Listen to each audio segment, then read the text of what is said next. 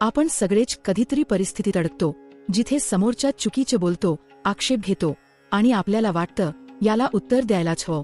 पण खरं सांगू का, कधी कधी गप्प बसणं हाच मोठा विजय असतो. कारण प्रत्येक लढाई जिंकायची नसते. काही लढाया सोडून द्याव्या लागतात स्वतःच्या शांततेसाठी.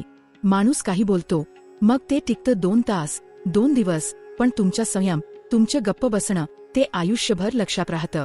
काही गोष्टी उत्तर देऊन मिटत नाहीत, त्या शांत राहूनच संपतात. गप्प बसणं म्हणजे कमजोरी नाही, तर ती तुमची ताकद आहे.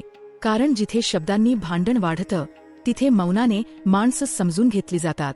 आपली शांतता हीच आपली किंमत असते. जिथे इतर कोसळतात, तिथे स्थिर राहणं हा खरा विजय असतो. म्हणून कधी कधी गप्प बसावं लागतं. म्हणून नाही की आपण काही बोलू शकत नाही, तर म्हणून की आपली मन शांती त्याहून मोठी आहे.